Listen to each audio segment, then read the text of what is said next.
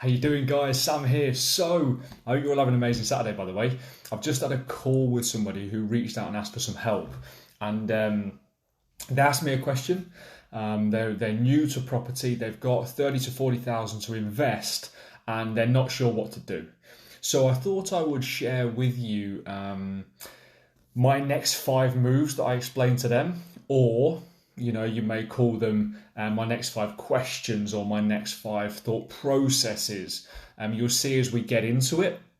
But I thought this might be useful for you, so I thought I would share it with you. So if I was new to property, maybe a little bit of experience, maybe not, and I had 30 to 40,000 pounds to invest, these will be my next 5 moves, 5 thought processes, 5 questions to ask myself. Okay, so it may be useful. You write some of these down because they may be useful for you as well. Okay, so number 1 is I want to think about my outcome. What is your outcome by investing in property? Okay, now in my experience, investors typically want one of 2 things. They either want, number 1, a nest egg for the future, maybe a pension, maybe something to hand over to the kids, or they want to increase their monthly income, therefore upgrading their lifestyle. So whatever your outcome is, that's individual to you. But ultimately, what you need to do is think about, well, what are your timescales to achieve this outcome? You need to start with the end in mind and then reverse engineer that to where you are today. So you can ensure that every transaction that you make, every property that you purchase or control gets you one step closer to where you want to be. So I always do this with my clients. We talk about, okay, well, what is the outcome? Okay, because as a deal packager, as a trader, anybody can sell a deal to somebody, okay? It's not difficult. The challenge is finding the right deal for the right person at the right time that gets them closer to their goals. There's no point in just buying any old property. It needs to get you closer to where you want to be. So with that in mind, you've got to put that destination in the sat nav, okay? You need to put the end in there, whether that be 5 years, right? In 5 years' time, I want to achieve X. And then we reverse engineer that to look how that would actually look within property. Is it achievable in them timescales? Have we got the funds available to be able to achieve that? Is it does the market allow that at this stage? That would be my first point. And so many people go into property without an outcome in mind. They just get really, really excited and start buying or controlling property, and then a year, 2 down the line, they start to transition into maybe a different model or a different strategy that then they now believe fits their outcome or what they're trying to achieve. Okay, so first things first, have an outcome in mind. And that sort of theme can be applied to many aspects of property, whether that be your refurbs, for example. Start with the end in mind. Who are you trying to attract? What is the tenant profile? Or is it a flip, for example? Always think about having the end in mind. And so many people, it sounds so simple, right? But so many people don't do it. And I think it's so important that you don't then come unstuck, okay? And I've seen it lots and lots and lots of times. My second thing, so number 2, would be, what is your starting position? So is that 30 to 40,000 that you've got available all the money that you've got in the world, or have you got some other savings available? Okay, so what I would do, and again, I'm not saying this is right, wrong, good or bad, this is just my opinion. I would download 3 months of my previous bank statements and I would look at all of my outgoings to start with. My first thought process would be, can I cut any of my outgoings? Can I reduce my lifestyle and cut some of my outgoings? And many don't realise this, but when you earn £1 from work or from investing, you're typically earning 50p, right? Once you've paid, your corp tax and you've paid your income tax, etc., you're probably earning 50 pence, all right? So every pound you make, you actually take home in your pocket 50 pence. However, when you save £1, you actually save £1. Okay, let me just say that again. When you earn a pound, you probably earn yourself 50p, and when you save a pound, you're actually saving yourself a pound. So my first thought process would be, can I reduce any of my outgoings? Again, you don't want to reduce your lifestyle too much. Some people do, some people don't. I potentially wouldn't, but I'm looking at any subscriptions I forgot I had. You'd be surprised at these things that 5, 10, 15 quid come out of your account and you don't really realize it. So have a look at that to start with. As I said, then, is that 30 to 40,000 all the money you've got in the world, or is that money you've just set aside to invest and you've got other money available for a rainy day? Because it's my opinion really that you should be setting aside probably 3 to 6 months of buffer money for if you need it. So setting aside 3 to 6 months of your expenses in an account which you leave, which can be hard to do, by the way, especially when we're trying to invest it and earn returns on it, but putting aside 3 to 6 months of working expenses for if something goes wrong. You then know you've got 3 to 6 months to fall back on to start earning that money again. Okay, you can also transition this into your business. So again, I would always recommend, again, starting at 3, but building it up to 6 months working expenses. Then as a business, if something happens, you've still got 6 months of you don't have to take any money in to enable you to continue moving forward. And you like to think within 6 months, you can turn things around. I was doing some research into this before, and I'm not sure how accurate this is, but I read that IKEA have 100 and something years of, it's what they call a burn rate. So they have a burn rate. How quickly will a business burn through money? So they have 100 and something years that they could continue to function without taking any money in, which is pretty crazy. I don't know how accurate that is, but have a little think about what is your starting position from a financial perspective, and make sure that you're not investing every last penny that you have, because ultimately, right, if what happens within your property investment really dictates your next 4 to 6 months, i.e. if it goes wrong, it's game over, you've really got to question whether you should be investing in that particular property or investing in property in general, because we've got to remember that generally speaking, property is a long-term investment. Okay, taking away maybe some of the quicker cash flow-esque strategies. When we're talking about particularly investing in property, it is the long-term game. It's the long-term play. So that's why, people will say, forget about what's happening in the economy right now, because it's going to go up and down. Ultimately, the best time to invest is yesterday. It's always going to go up and down, but over the long term, property is seen to be one of the best, if not the best, investments for you to get involved in. Okay, so think about what is your starting position. Number 3, I'd want to consider my location of investment. Now, this is an argument I hear quite a lot, that you have one camp, one side of people saying you should invest close to your home, and a school of thought is within 40 minutes. And there's another camp that says invest wherever in the UK, it doesn't matter. And there's pros and cons for each of these. And this is ultimately up to you to make a decision on, all right? But you need to decide where you're going to invest. This may largely depend on a number of different variables. That may depend on the finance you have available. 30 to 40 grand, if, for example, you're going to put that as a deposit into a property, anything probably south of the Midlands, you're probably not going to get very far. So you want to be looking maybe further north, where you can make your money go a bit further and work harder for you. You need to consider, are you looking for that cash flow or the more longer term nest egg that we talked about? There's lots of different variables, but without going too in depth into that, the pros and cons of each, as I said, there is a school of thought that says that you should invest within a 40-minute radius of where you live. And typically people say that for 2 reasons. Number 1, you can get there and back. So you can do the viewings, and if anything goes wrong, you can go and potentially sort things out. Okay. And the second reason is you should know the areas pretty well. Okay. But there are downsides to this as well. I.e., number one, do you really want to go and sort shit out in them properties just because we're within a 40 minute radius of you? Maybe, maybe not. It depends how hands-on you want to be.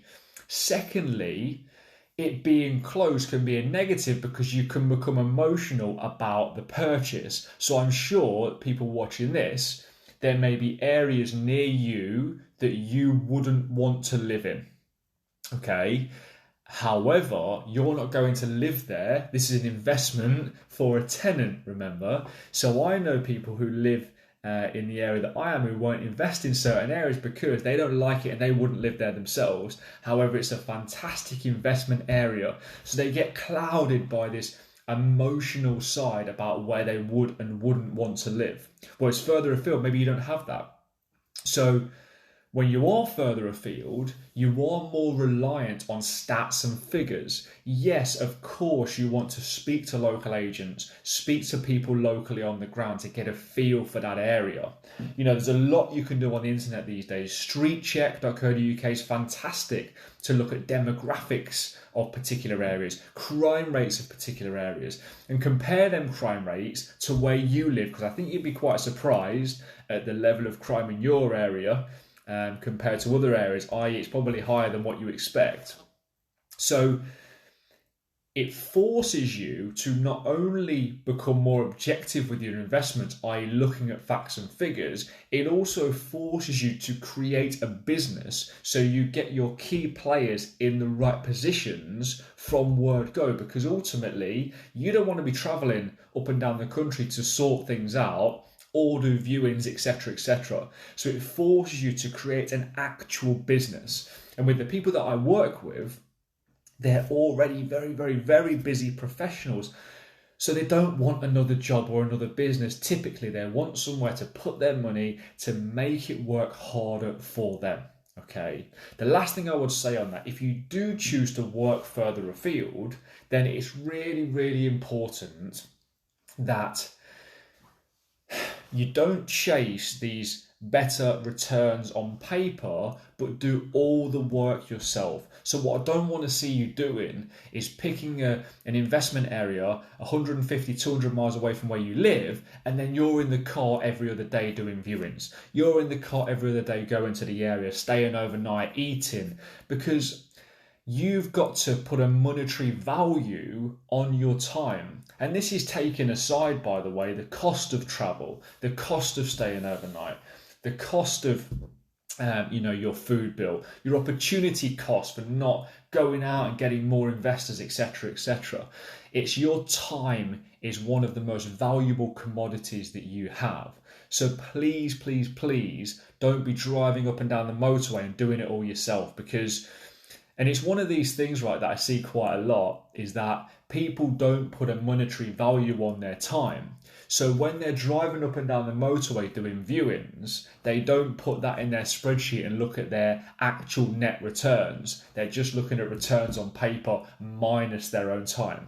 So it's really important that you think about that. If you are going to invest further afield, you would be better to build a relationship with somebody who you trust implicitly, who can do all the legwork for you, who knows the area, who's got relationships in that area, because it's going to be way, way cheaper for you to do that in the longer term.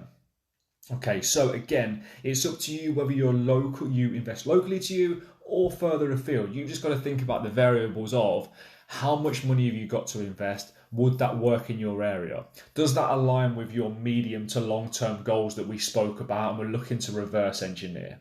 Have you got time to go and do all these things? Have you got knowledge? Do you know what model works in your particular area? Have you got relationships? Have you got time to build relationships or not? Okay, so think about these things. It's really, really important that you do that. Okay, number 4 is funding.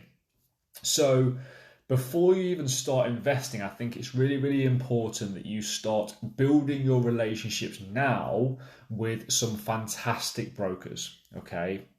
If you need any recommendations, just drop in the comments below.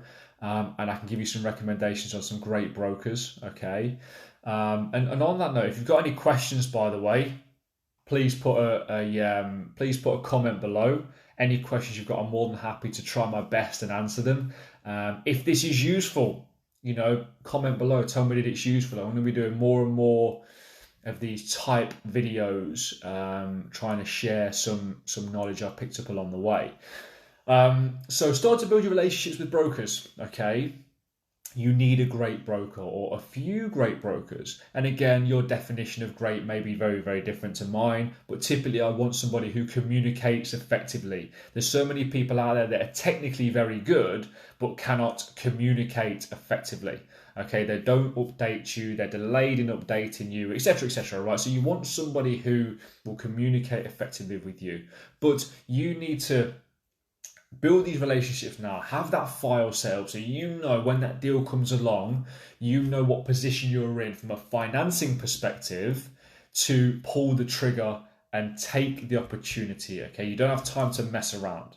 Now, how you finance a particular property transaction largely boils down to, well, number one, you as the individual, and the structuring what you're buying it. Is it, in your personal name? Is it in a limited company? Is it a flip? Is it a standard buy to let? Is it a commercial property? So all these factors need to come into play. But also, not only is it about you, it's about the deal itself. So it's very, very different for different people. So it's really important that you build these relationships now.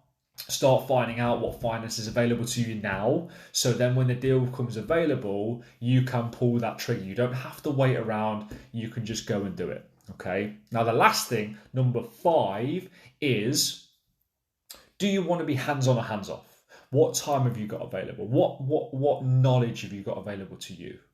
Now, I think you've got to, this is, I suppose, a summary of everything really. Do you want to be hands-on with this investment? Do you have the time to be hands-on with this investment? Do you have that knowledge, or do you want to leverage somebody else's time and knowledge to do so? I think that will depend largely location-wise as well. The model you're looking to employ, the model you're looking to use.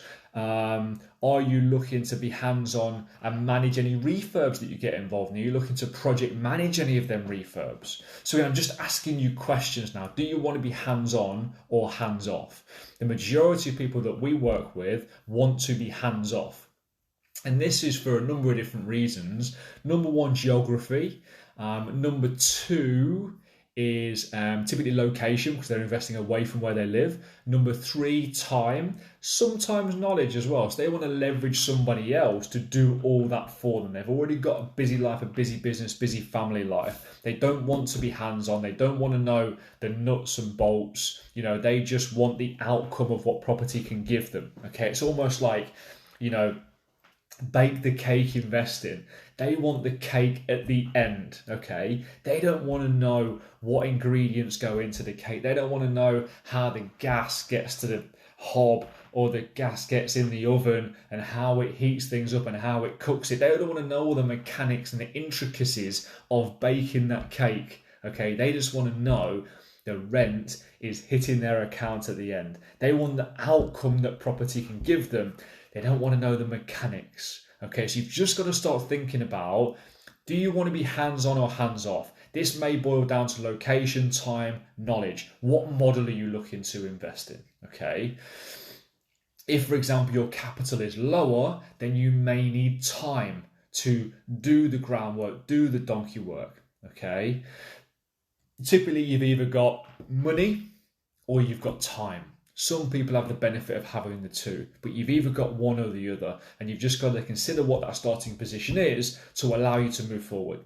So I understand that that's several moves that I've discussed in there, and several questions and several thought processes that I've gone through in there. But once you've got this down, you understand, whether you want to be hands-on or hands-off. You understand the funding is what available to you. You understand the location, what you're going to invest in. You understand what your starting position is financially, and you understand what your outcome is. Once you've got that information down, that puts you in such a powerful position to then make accurate decisions moving forward. That will then allow you to leverage the next 5 moves moving from there.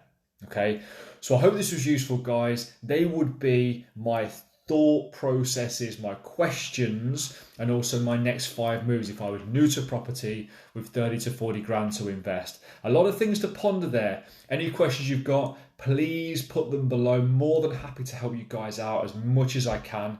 I hope this was useful. I'm going to be doing more and more content along these lines when I'm getting questions from people, because I think it can help everybody else as well. If you like this video, give it a like, comment. Have an amazing day. I don't even know what day it is at the moment. It's a crazy time, and I'll speak to you soon. Cheers, bye.